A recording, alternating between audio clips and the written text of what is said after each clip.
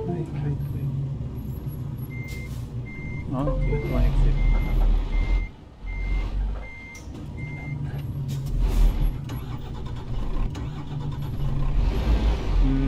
Amateur tayo ngayon. Amateur hour.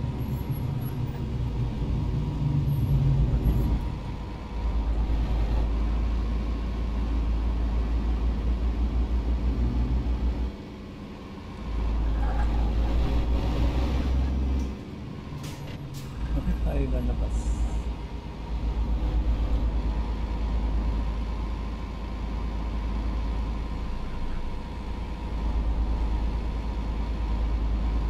So, sa Old Testament, yung time ni Moses, yung pinasa niyang aral kay, ano, kay Joshua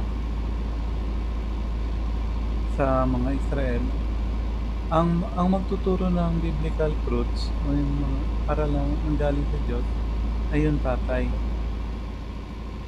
Um, yun ang biblical video. Bali, ang tatay ang mag-aaral ng truth na yun. Pwedeng matutunan yun sa kanyang tatay, kanununo, ano, pwedeng matutunan yun sa kanilang mga leaders, like in the case of Moses. Kung di man kay Moses, yung sa book na sinulat ni Moses na binabasa sa kanila. And then nung time kasi nung binigay yung ano, nung nasulat yung Torah, yung five books of Moses, hindi pa uso ang printing nun. Приготовьтесь к повороту направо. So, para magkaroon Поверните направо.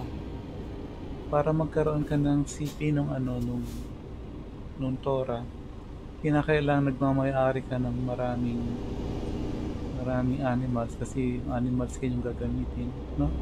Tapos, meron kang factory ng ink at bari-barilis ng ink ang kailangan mo. And then, meron kang scribe na kokopya nung law. So, once every 7 years, inilalabas yung Torah at yung buong Israel ay nakikinig. So, yung tatay makikinig doon and then ituturo niya yung narinig niya doon sa kanyang mga anak. And tingnan natin kung basahin ko muna kung nasaan yung some part ng Bible. Deuteronomy 4 verse 9. Only take heed to thyself and keep thy soul diligently, lest thou forget the things which thine eyes have seen, lest they depart from thy heart all the days of thy life. Okay. But teach them to thy son and thy son's son. So, ito yung sinabi ni Moses sa kay Joshua saka sa mga leaders, ano. Sa Deuteronomy 4:9 yung binasa ko last part. And then sa Deuteronomy 6 verse 7, kantong sinasabi, and thou shalt teach them diligently unto thy children, and shalt talk of them when thou sittest in thine house, and when thou walkest by the way, when thou liest down, and when thou risest up. And bakit yung responsibility binigay sa parents? Kasi iaasa mo ba yung kaluluwa ng iyong anak sa ibang tao?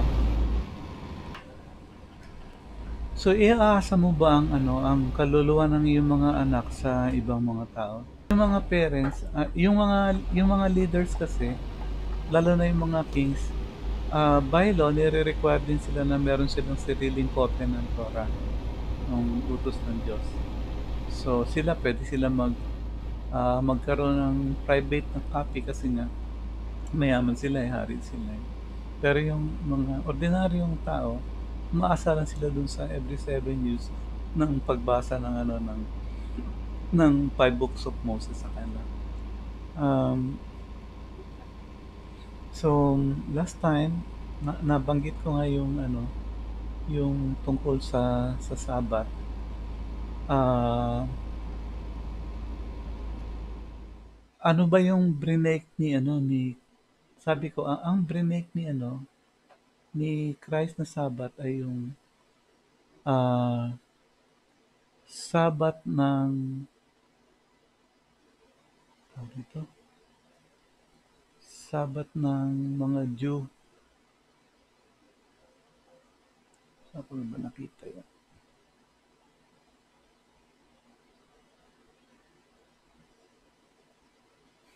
Sorry nakapost yung game. Hinahanap ko lang yung tungkol sa Ten Commandments. Eto. So nung ano, nung magpagaling si yung ating Panginoon, pinagaling niya yung may sakit. After na gumaling, inutusan niya ito na ano na inutusan niya na ano na bitbitin yung ano yung bitbitin yung hinigaan niya yung pallet at iuwi niya na sa bahay.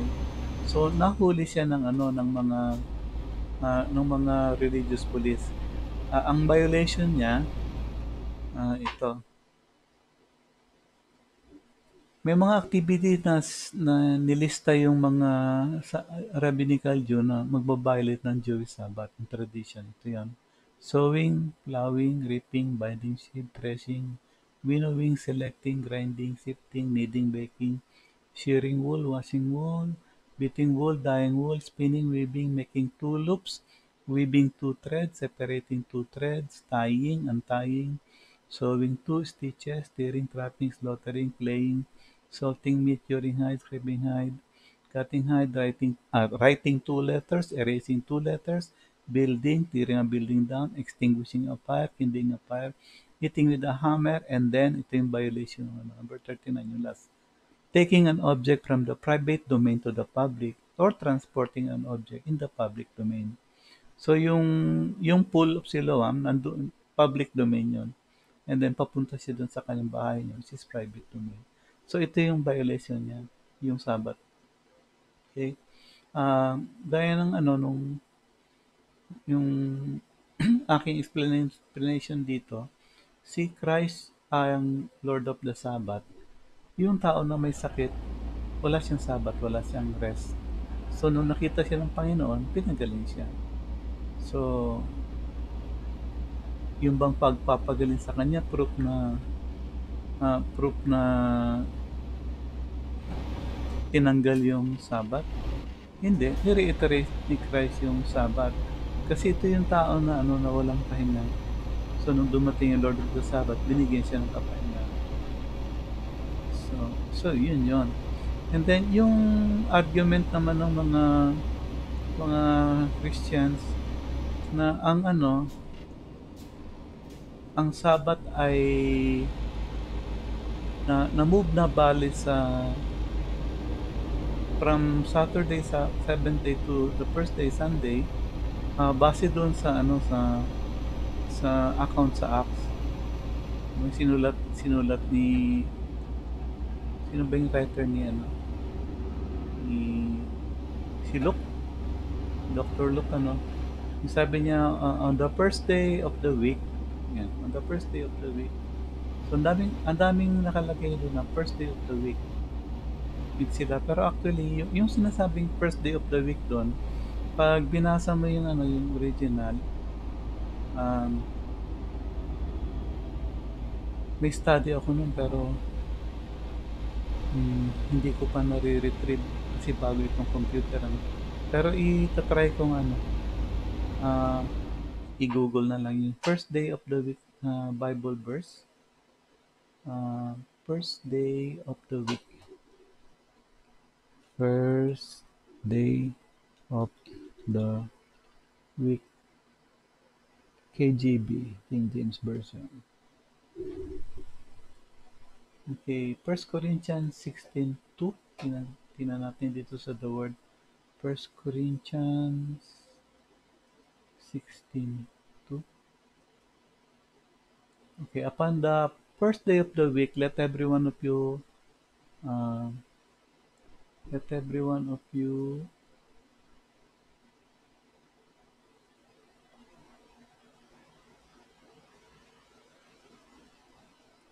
okay, first day of the week, let every one of you lay by him in store, blah, blah, blah. Ito yung nakalagay na first day of the week. Ah, itong version to, ito yung King James Version. And sa lahat ng mga version ng Bible, ito sa akin kasi, believe ako sa King James kasi ito lang yung ano, alam mo talaga na ah, ito lang ang Bible na pag meron siyang dinagdag, sinasabi niya na dinagdag niya lang yon. So, yung mga nag-translate nito sa English, kasi sa ano, sa Greek, ang tinutukoy yung verse na nakalagay din sa upon the first of the week. Pero dahil siguro parang i-clarify nila yung first of the week nito, first day of the week, isiningit nila yung day. So, sa King James Version na ito, yung day nakapanaklong, nakaparenthesis siya, tapos naka-italics. Ibig sabihin, sinasabi nung mga nung translator ng King James na itong word na day ay wala sa original, pero isiningit lang namin to para i-clarify yung ano yung sentence. So, upon the first day of the week. So, maraming verses ito sa ano maraming verses ito sa ano sa Bible yung first day of the week. Pero actually, tama yung first of the week. Kasi ah sa feast ng ano ng mga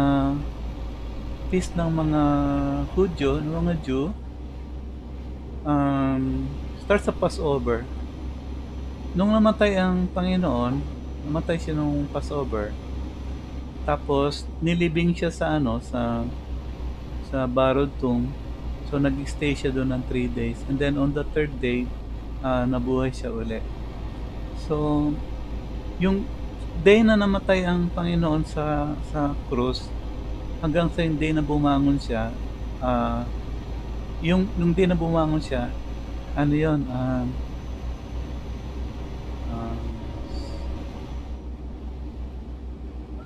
ano ba yun, yung first fruit, yun yung first fruit, yung first fruit na ano, na na feast nila. So yung 3 days na nakalibing ang Panginoon, yun yung Feast of the Unleavened Bread. Then and then on the third day, from the time na namatay ang Panginoon sa Passover, yung Feast of the First Fruit.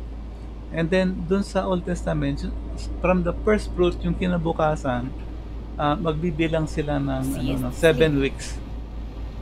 7 weeks sila magbibilang o 49 days, and then plus 1 yung ika-50th day, ang tawag doon Pentecost. So after nung Sabbath of first fruit, magka-count sila ng 7 weeks or 49 days, and then sa ika-50th day, yun yung meron na naman silang feast doon. Saka yung day ang actually kasi yung 7 weeks na yun is equivalent to 3 months, and then sa 3 months na yun, yung tinanim nila, yung kinunan ng first fruit, i-harvest na nila yon. So yun yung significance nung sinasabing on the first week. So every time na sa Bible, pagka ang sinasabi, ang proof na binago yung Sabbath from Saturday to Sunday, walang binago. Kasi inobliga talaga sila magbilang. So bibilangin lang nila yung weeks. So on the first week, parang sinasabi na that is first week after nung wave offering. First fruit. Wave offering. So yun. So hindi binago ang hindi hindi binago yung ano yung Sabat. Sabat pa rin yun. And then yung nga ang significance ng Sabat, ang Sabat ay binigay ng Panginoon sa mga Jew para mag-day off sila. Para hindi sila mag-work, pahinga sila, ma-enjoy nila yung ano, yung kinita nila, yung labor nila, ma-enjoy nila yung ano, yung fellowship sa kanilang mga anak to. So yun din Приготовьтесь к siguro yung повороту time na направо. na magkakaroon sila Поверните ng full направо. time ng pag-aaral tungkol sa salita ng Panginoon. So yun yun ano, kaya hindi na bago yung ano, yung Sabat. Hindi in-erase ng Diyos yung Sabat. And then yun yung ano, yun yung turo na hindi ayun yung aral na hindi tinuro sa atin. Pero sa halip ang tinuro sa atin, wala na yung Sabat kasi Sunday na yung ano, yung sinasabi ng Panginoon. Oops. Поверните налево. Diba? Kaliwa lang. Hindi ko nakita yung exit kanina. Dapat nag-exit ako dun kaya napunta tayo dito sa na-extension trip natin. So, so yun na yun ano. Yung Sabat, yung pinagaling,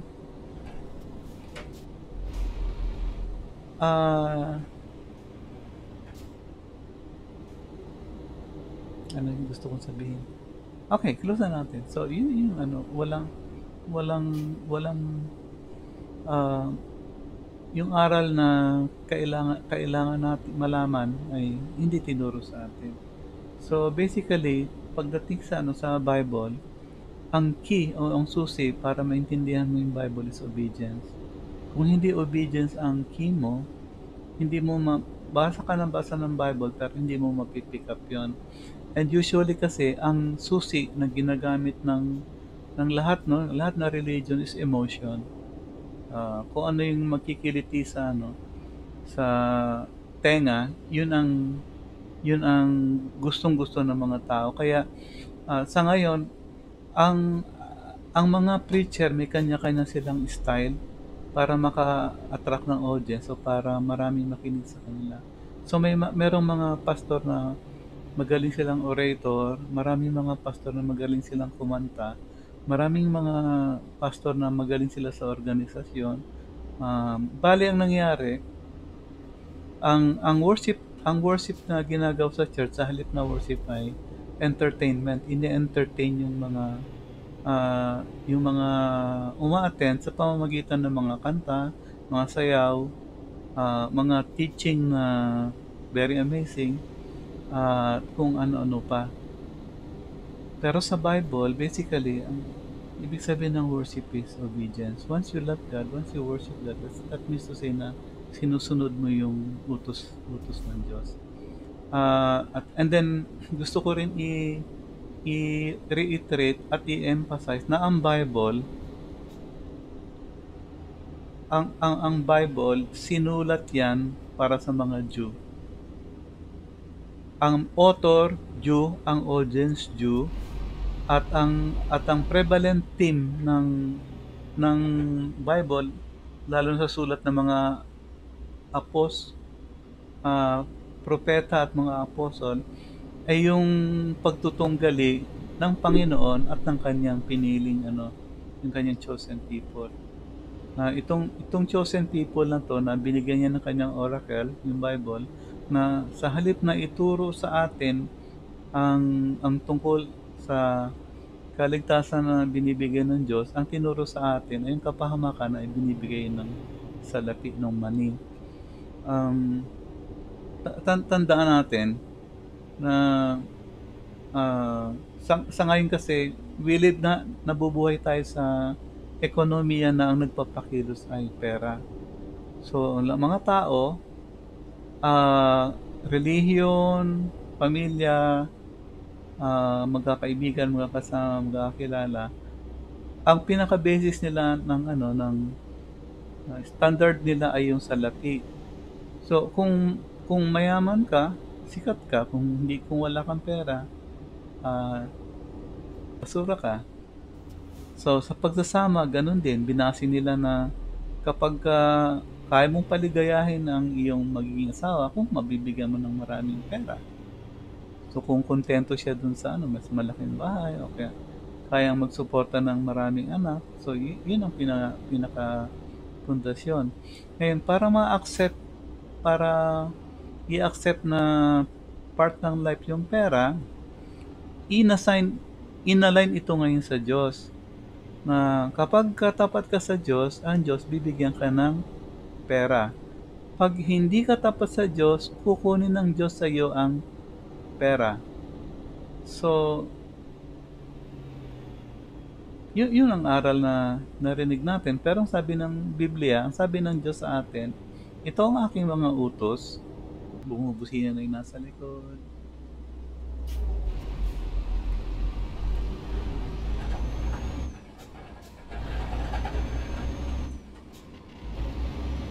So, in-equate nila yung salapi sa sa Diyos. Pero ang hindi alam ang hindi magets ng mga tao ay ang money ay competition sa Diyos, kasi kapag may marami kang pera, mayaman ka, ah, ang dependence mo sa Diyos lumiliit. Pwede kang nagpe-pray, pwedeng nakikita nila nagpe-pray ka, lagi mong pinupuri ang Diyos. Pero sa kaibuturan ng iyong puso, ano lang 'yon, pakitang tao. Yung sa totoo lang, pakitang tao lang 'yon, kasi ah, pagka meron kang pera, hindi mo na kailangan ang Diyos. Totoo 'yon. Pagka madaling makalimutan. Kaya nga maraming atraso yung mga mayayaman pagka nagpiplease ang Panginoon, lagi niya sinasabi yun na mahirap sa mayaman, bla bla bla, pagdating sa pagkakaligtas, gano'n. So, minsan sa mga parable niya, yung mga mayayaman ang tinitira niya, yung mga mayayaman ang tumatapak sa mga mahihirap. So, basically, yun ang nangyayari. Pero minsan may nagsasabi, hindi, si Joseph of Arimathea, mayaman din siya, pero naglingkod siya sa Diyos. Oo, Держитесь, naglingkod братья. si Joseph Затем Arimathea съесть sa страну. Diyos, yung kanyang yaman. Pero dahil naglingkod siya sa Diyos, kasama siya dun Съест sa страну. pinersecute ng mga rabbinical Jews, at kinuha din yung yaman niya. So, ibinigay niya yung yaman niya. Hindi kailangan ang yaman, hindi kailangan yung yaman para purihin mo ang Diyos. Hindi sa gabal yon. Pero ang mga Christian kasi, very defensive sila when it comes to money. Pag sinabi natin, sinabi ng mga hindi mananampalataya, money is the root of all evil. So, sagot naman ng mga Christian, hindi, money is not the root of evil. It is the love of money. Yung pag-ibig sa pera, yun ang yung kaya sabi na love is pag-ibig. Pero sabi, pag-ibig sa pera, greed, yun ang yun ang yun ang masama. Pero hindi sinasabing root of all evil. So, ang pagkakadiscuss ng Panginoon is root of all evil ang love of money. Ay, pumasok. Ay, forever. So, kung love of money is evil, paano yun yung love of God? So, paano ngayon yung love of God? So, parang lumalabas na ang qualifying words ang nagbibigay ng meaning sa pera at sa Diyos ay yung word na love. Pag mahal mo yung pera, masama. Pag mahal mo ang Diyos, mabuti. So, parang yung pagmamahal yung nagiging qualifying, hindi. Ang love ay pag-ibig. Neutral yan. Ang nagka-qualify ay yung money. Ang pera kasi, kaya siya masama, inherently masama siya. So, tinawag siya ng Panginoon na masama, unrighteous mammon. So, kung tinawag siya ng Diyos na Держитесь, masama, братья. agree tayo dapat sa Diyos, huwag natin depensahan yung money.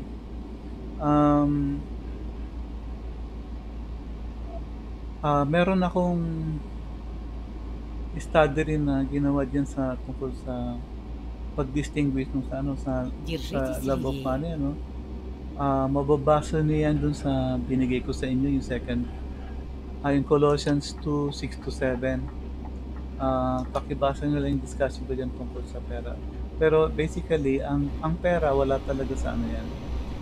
Ang dahilan kung bakit masama ang pera kasi ah, nung time ni ano ni Adam and Eve nung nagkasala sila, Держитесь so правее. nalaman nila na Затем съезд справа.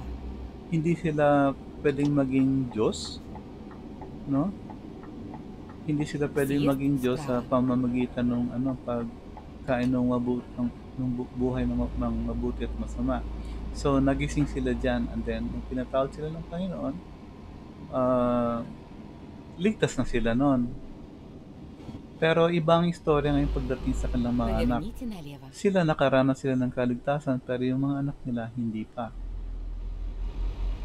Okay, so basically dun sa experience ni Adam and Eve, nag-fail sila na maging Diyos and then saka ngayon pumasok yung pera. Nasa na tayo sa stop room? Okay tayo sa stop room. Поверните направо. Next time siguro, babasahin ko yung i-discuss na lang natin yung Colossians 2:6-7. Pero basically, ang pera pagdating sa history ng tao, hindi siya yung wealth, hindi siya nakabigay ng ng mabuting tulong.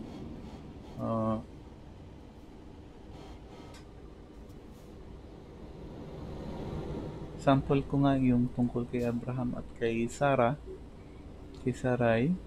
So sabi ng Diyos sa mag-asawa, kakaroon kayo ng anak, tapos dadaming yung lahi ninyo, yung lipi ninyo, yung lahi ninyo, magiging country. So sabi naman niya ni Sarah, tanda na ako. So paano mangyayari yun? So ang ginawa niya, may pera siya, bumili siya ng katulong ng slave, tapos yung slave binigay niya sa asawa niya, sabi, nakamoto yung anak niya magiging akin. Okay, ginawa naman ni Abram, pero nung nagkaanak siya, naging sakit ng ulo kay Sarah yung ginawa ng yun. Tapos later, na-prove na tama ang Diyos dahil si Sarah kahit matanda naging buntis. So, ang pinaka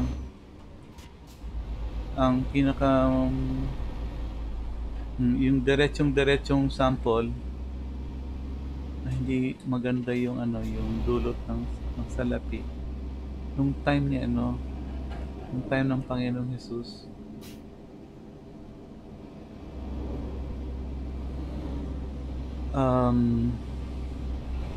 Nung tinanong niya yung mga tao, sabi niya, sino ba ang kaninong larawan yung nasa salapi? Sabi niya si Caesar. Sabi ng Panginoon sa kanila, okay, bigay niyo yung kay Caesar at ang sa Diyos. Okay. Lipat tayo ng sin andun kay Pilate. So sabi ni Pilate sa mga Jew dahil gusto nang patayin ng Roma ang ating Panginoon. Sabi ni Pilate sa kanila, sino yung gusto niyong pakawalan ko? Si Jesus Barabas o si Jesu Cristo, Hari ng Diyos? Внимание, следите за Barabas, скоростью. tingin mo sa akin, Pako si Cristo. Ano, gusto niyong patayin ko yung hari ninyo? Sabi ng mga tao, hindi, wala kaming hari. Ang hari namin ay si Двигайтесь прямо. Caesar. Okay? Ang hari namin yung pera. Okay? Tinanong kasi ng Diyos di ba? Sino ba yung nasa pera? Внимание, Caesar. следите за скоростью. So, sabi ng mga Jew, ang hari namin ay si Caesar. Kung alam nyo talaga yung istorya, parang ginagalit lang nila ang Panginoon kasi galit sila Приготовьтесь к sa Rome, повороту налево. nagre-rebelde sila, kaya nga pinubnaw sila ng Rome later on. Pero ito, nung nagtanong si pilot Поверните sa налево, kanila. Yung затем sinabi, поверните налево. yun ang sinabi nila. Wala kaming hari. Ang hari namin ay hari namin si Caesar. Hindi nila hari si Kristo. Поверните налево.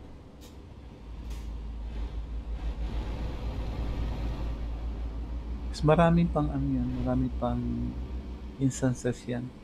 Nung um, nung ipinagkanulo si Judas yung pinili niya.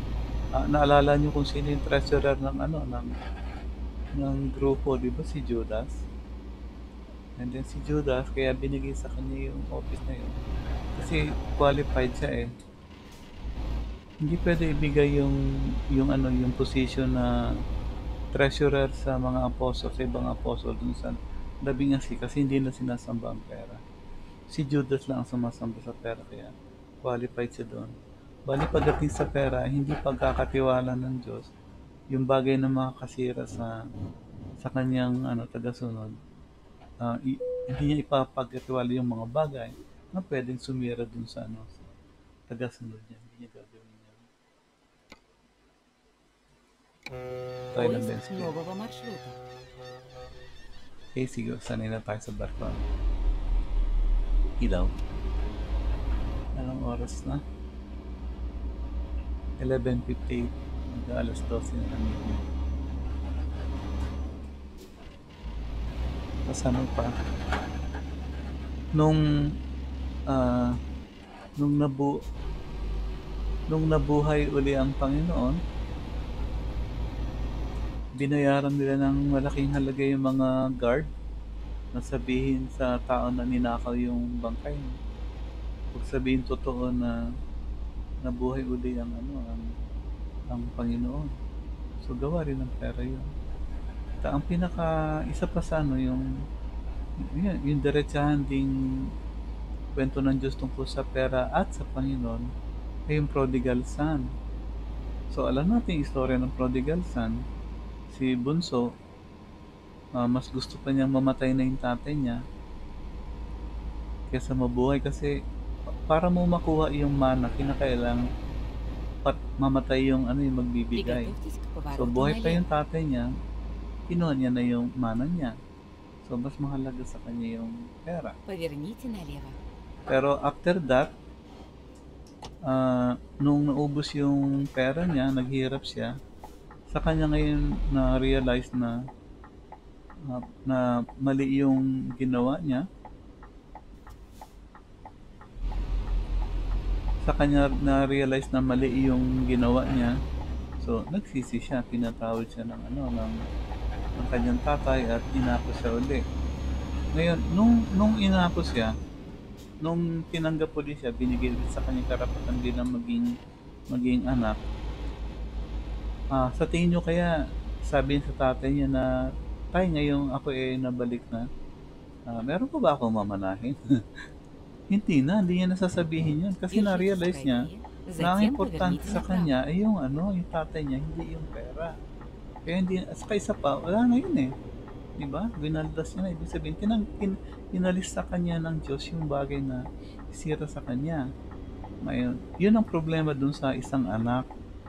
Yung sasabihin natin na nag-complain, di ba? Kasi pagdating ng anak, nag-party sila. So, nagpatay ng hayop.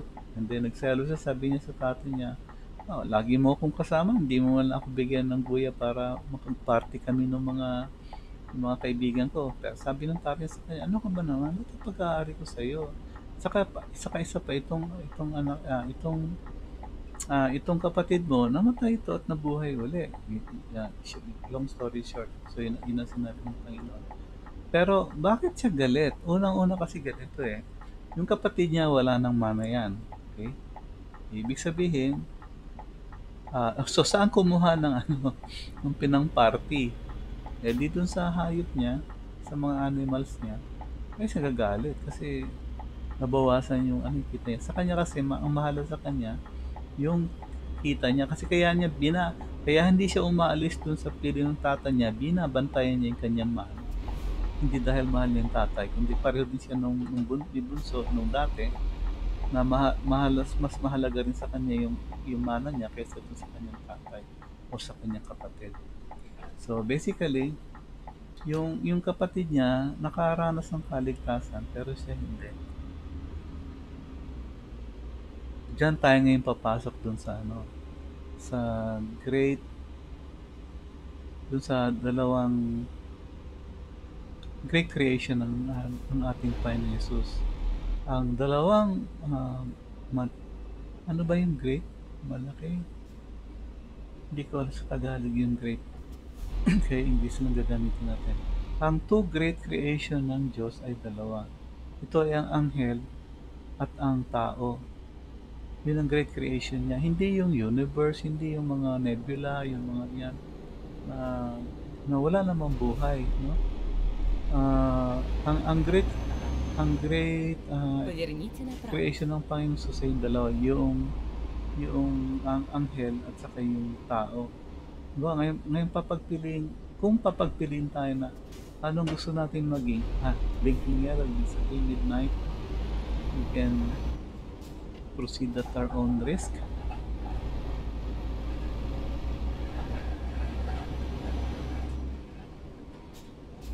So, dalawang creation ng Diyos na mabigat, great. Ito nga yung tao at saka yung anghel.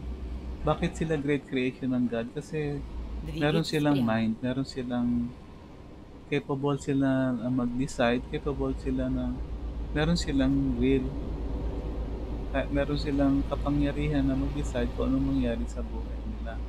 So, iyan ang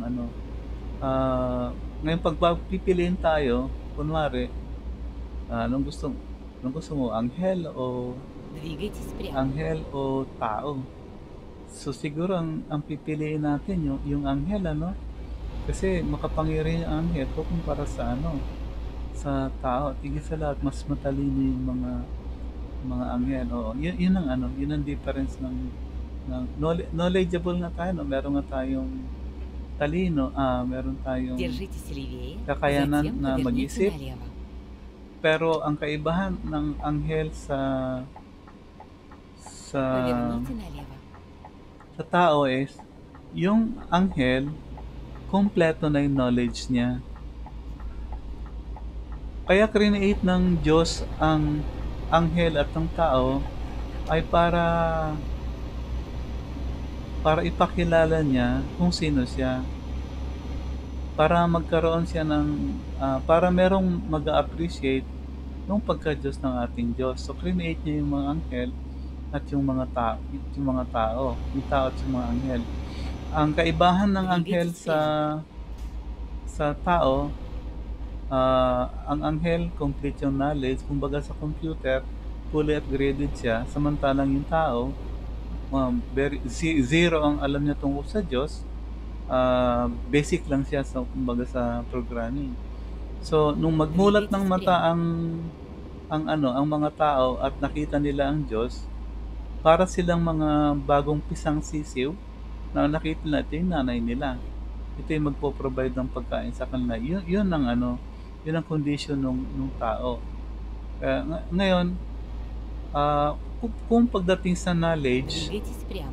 lamang ang mga anghel, kaya lang, meron ding may drawback yung pagiging kompleto ng mga anghel ng knowledge tungkol sa Diyos. Sila one strike out na kaagad sila. Ibig sabihin, pagka nagkasala sila, lost kaagad yung salvation nila, wala na sila sa piling ng Diyos, tatapon sila kaagad. Wala silang chance na magsisi dun sa kasalanan nila, at wala rin silang chance na patatawarin sila ng Panginoon. Bakit? Kasi kompleto na yung knowledge nila. Alam nila na hindi mo pwedeng kalabanin ng Panginoon. Pero ang tao, hindi. Wala tayong alam tungkol sa Diyos. Kaya kapag nagkasala tayo, meron tayong kapatawaran, meron tayong kaligtasan, meron tayong second chance. nawala yung mga Приготовьтесь anghel. к повороту направо. Sample natin, nung create si na Adan at si Eva, eh, di ba, tinukso sila ng ng diablo. Tapos nagkasala Поверните sila. направо. So pagdating sa konfrontasyon, sabi ng Diyos kay Adan, asan kayo? Tapos sabi nung mag-asawa, hubad kami. Sino may sabi sa'yo hubad kayo? Kinain niyo ba yung Ikaw, Adan, may sabi sa'yo hubad ka. Kinain mo ba yung yung prutas ng pagkaalam ng hubad at hindi? Sabi niya, kinain ko kasi itong create nyo, sabi niya sa akin, kainin ko, kaya kinain ko. So, doon sa sa istorya ng maraming mga commentaries na nagsasabi na loko tong si Adan. Yung asawa niya, sabi, she threw her wife under the bus. Pinahamak niya yung parang scapegoat, umiis ka po siya. Nagbibigay daw tayo yung gina-justify yung kasalanan niya. Hindi. Meron tayong dapat na malaman. Si Adan at si Eva, mga baby lang yan, mga bagong panganak. So wala silang alam tungkol sa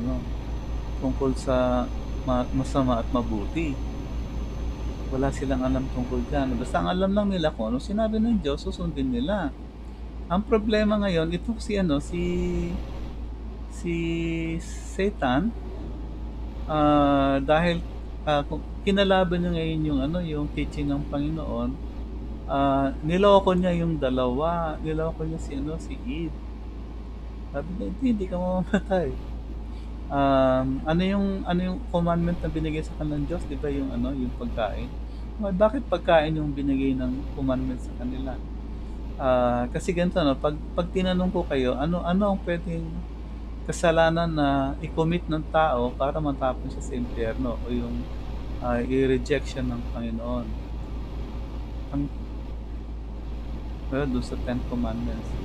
Ang pwede lang niyang sa Ten Commandments, actually kahit anong unahin niyang doon, kasalanan na gagawin, reflected ka agad yun doon sa First Commandment. Sa Ten Commandments, ang First Commandment, pagka na-break mo yan, automatic, impyerno ka na. Kasi yan yung commandment na nire-reject mo ang Diyos. Para i-reject ka ng Diyos sa langit, ang kasalanan pwede mo lang gawin na yung ikaw mismo ang unang nag-reject sa Kanya. Yung hindi mo siya tinanggap, yung hindi ka naniwala dun sa gospel. So, pag ni-reject mo ang Diyos, wala na, sorry ka na lang. So, si Satanas, gano'n na nangyari, ni-reject niya ang Diyos. Pero si Adan si Eva, wala silang alam tungkol dyan sa pag-reject sa Diyos. Nalaman lang nila yan kay Satan. Si Eve nalaman niya kay Satan, at si Adam nalaman niya kay Eve. Kaya nung tinanong si Adan, at sinabi niyang si Eve ang nagsabi sa kanya, hindi niya sinisisi, hindi siya umiiskapo, hindi siya tumatakas sa kanyang responsibilidad, kundi tulad ng isang bata, sinabi niya lang yung totoo. Oo. And then, yung sinabi niya, itong babae na create mo, kasi sabi nga, hindi dapat sinabi ito kasi si Eva, parang masyadong pero actually formal siya kasi ginagalang niya ang Diyos. So, parang sasabi niya na, itong creation mo, yung create mo, in-state niya yung fact. And then, i-realize din natin na nung sinabi ni Adan, hindi siya pinagalitan. Поверните направо. Hindi sinabi ng Diyos sa kanya, ano ka ba, umiis ka po ka, kasalanan mo yun, dapat magpakalalaki ka na tayuan mo yung ginawang pagkakamali, hindi yung magsisisi ka na tuturo mo na pinano ka ng bla bla bla.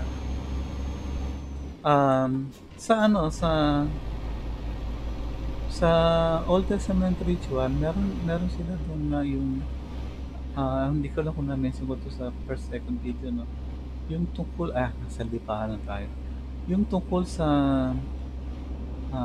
scapegoat.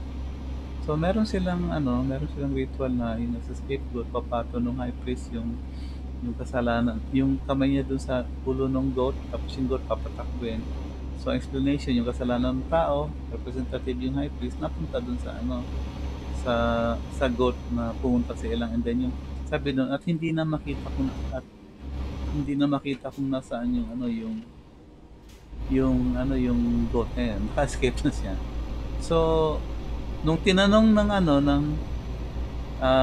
nung tinanong si Eva, tinuro niya ngayon yung ano, yung snake. Okay? So, tinanong ba yung snake? Hindi na. Bakit? Kasi alam ng snake yung kanyang ginawa. Hindi siya katulad ni na Adan at Eva na pinakailang explain sa kanila na nakagawa sila ng kasalanan. Pero ano ba yung kasalanan nila? Ano bang masama dun На sa кольцо pagkain nung второй ano, съезд. yung kaya alam natin, hindi, bawal eh. Ano ba yung bawal doon? Kasi ito yung ano, ito yung Сейчас pinaka-gist ng съедьте. istorya. Si Adan at si Eva, baby. So, wala silang alam. So, bilang baby, ano lang ang motivation ng baby? Pagkain. Pagka gutom, iiyak. Pagka dumumi, umiiyak, Приготовьтесь iiyak. к повороту Para налево. makuha yung attention. So, dahil baby sila, at ang mas maintindihan nila ang Поверните patungkol sa налево. Diyos, maintindihan nila yung patungkol sa Diyos kung ang utos ay related dun sa pagkain. So basically, ang sinasabi ng Diyos sa kanila ganito, first commandment, ako ang Diyos, ako lang magpapakain sa inyo, huwag kayong kakain ng pagkain iba. Приехали. Pagkain ibibigay ng iba. Hindi aasa lang kayo sa akin. Ako ang inyong Diyos. Okay, nandito na tayo. So, ibababa lang natin itong ating load. Pagkatapos ay, saan natin bababa? Doon. Tapos na yung ating trip. And then, bibili tayo ng truck, punta tayo sa bangko, uutang tayo. Yun kasi ang easiest way na ano para magkaroon ng truck. Maglo-loan. So, maglo-loan tayo.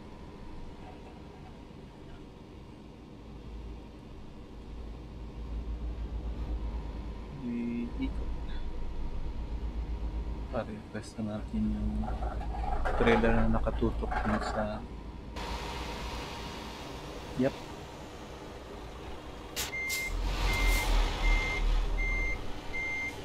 So, yun ang paraan ng Diyos para ano, para kay Adan kay Eva dahil bagong panganak lang sila, baby sila. Ang motivation is pagkain. So,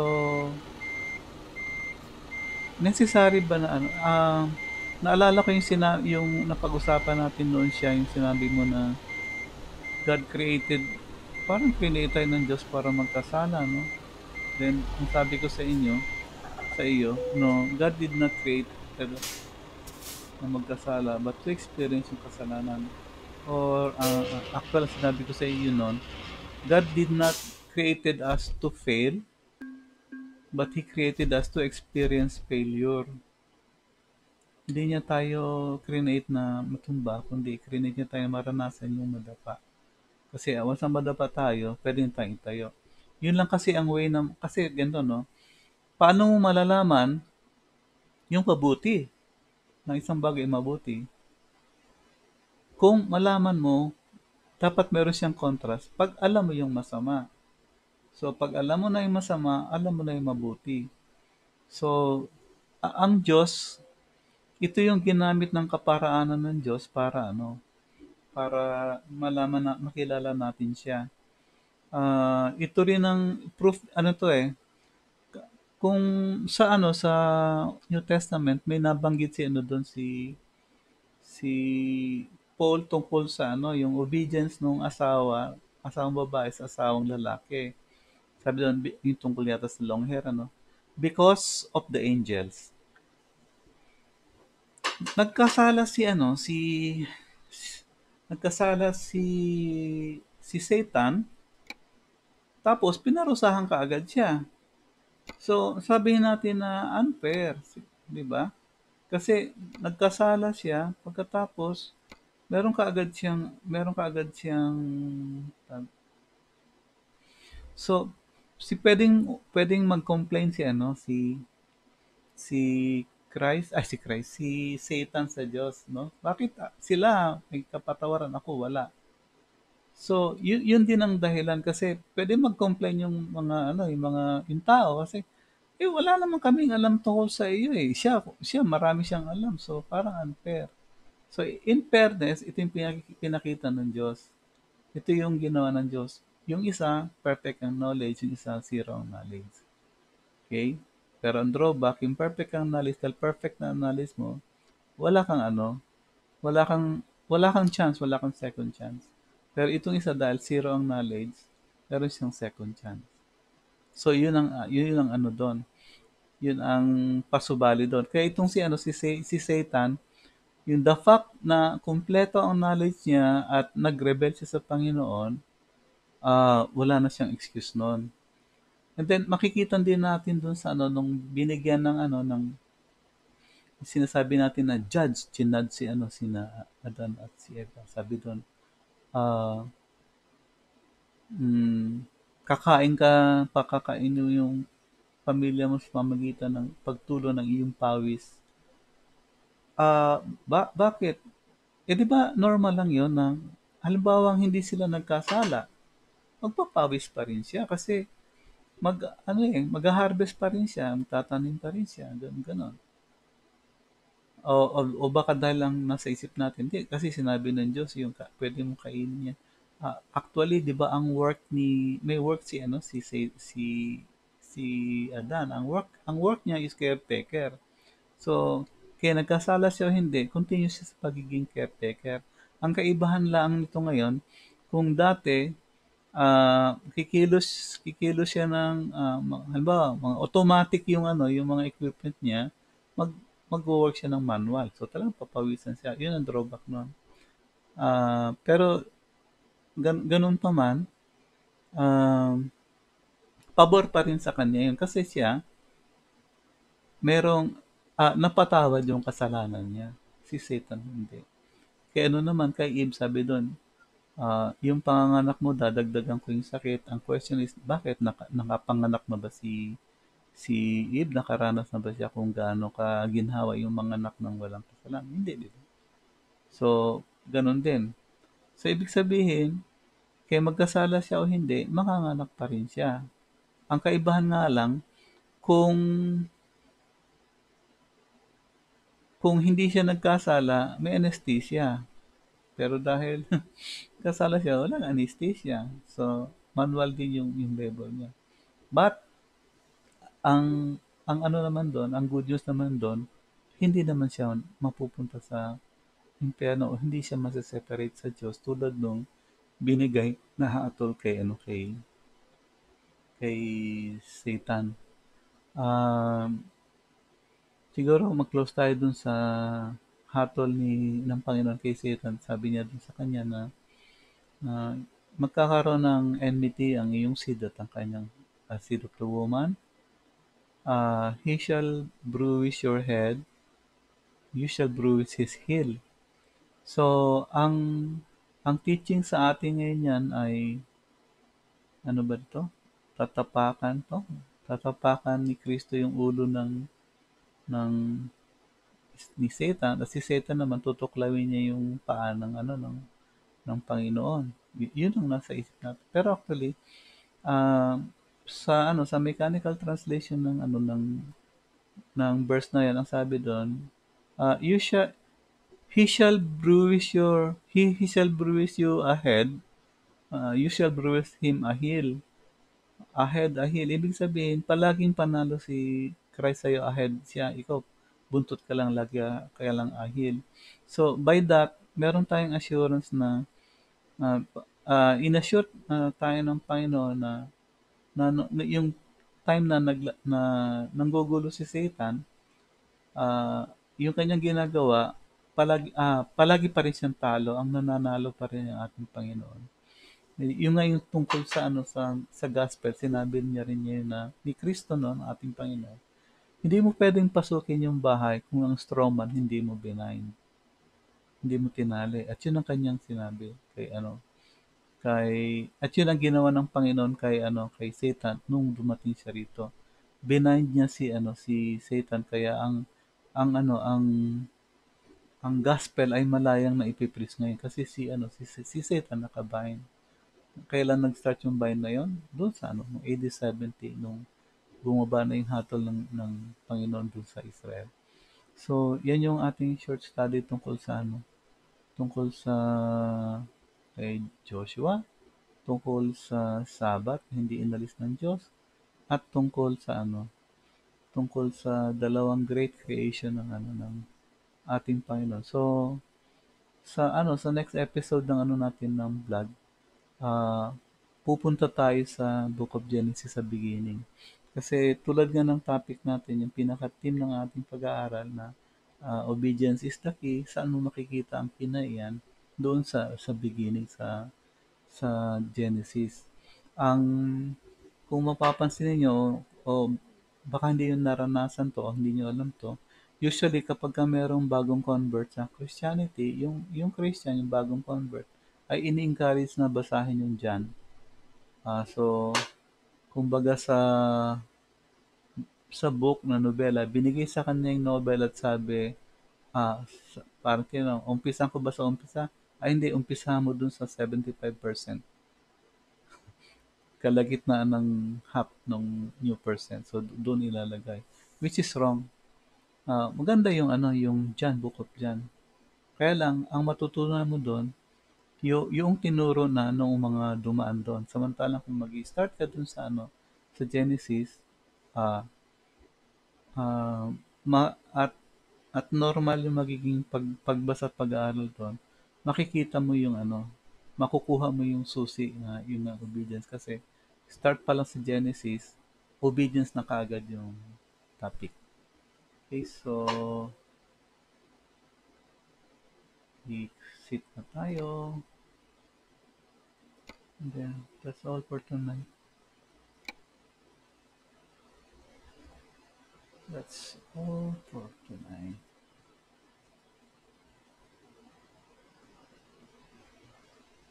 Good night.